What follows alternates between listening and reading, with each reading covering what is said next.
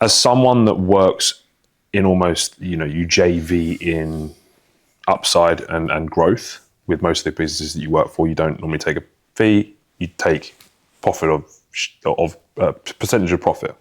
Now, someone like you, I see, and we help a lot of guys and girls get to 30, maybe 50K a month. Now, that's great. But as we've seen, not every product has the legs to go to $1 million a month. Yes. It might mean that they actually need to expand the product range. It might mean that that product itself just doesn't have the market demand to get to that level.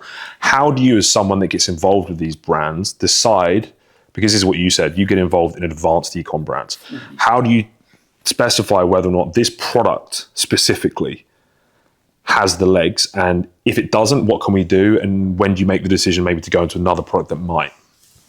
Okay, yeah. No, I think, first of all, the first place I go to is the current return on ad spend. So, for example, if break-even's 1.6, 1.7, they're already at a 3, you can comfortably say to them, hey, if you spend X amount more, you're going to be able to grow further and you're still going to be relatively profitable. That would be the first place I'd go to. But the one word that comes to mind is branding, which a lot of people miss the mark on. But taking something from, as much as people will be very happy with something at 50,000, we know that something at 50,000, if done right, is a 250K a month business through branding, through offer creation, through expanding. For example, let's take a brand like Dr. Squatch.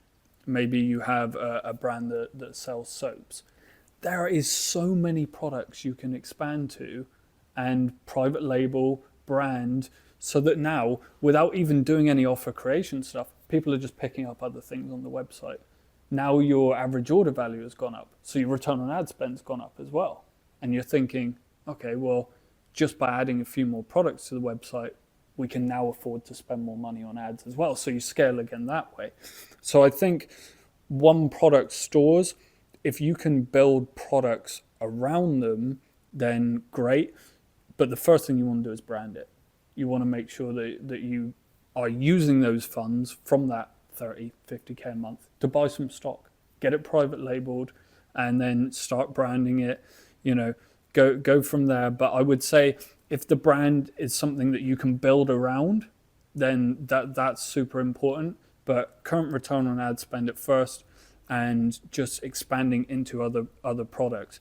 I work with a lot of brands that do have that situation, and the first thing that they do is they start getting samples for other products. How can we complement this product with something else that we can then add to the upsells? Because the problem with one product is the only upsells you can really do initially are volume. So now you're saying, get 2 or 3 for X price, make people feel stupid for spending more. But if it's something like a diffuser, who needs 3 diffusers? Yeah, so I think, that is the point where you can scale a brand. Can every single brand put themselves in that situation? No. But at the same time, are they comfortable having a brand doing 30 to 50,000 a month? Yes. And that might be the end of the road for that brand, but they have some consistency. Maybe they can't scale to those heights. Not every brand's going to be able to do it.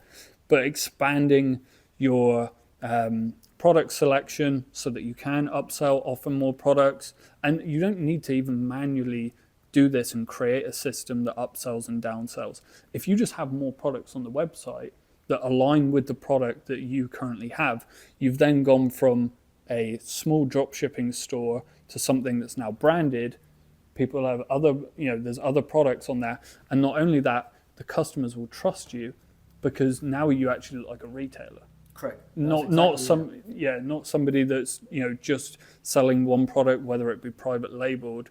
But all of these things you're doing so that without doing anything on the advertising, you're pulling more return on ad spend. And once you have more return on ad spend, then you can scale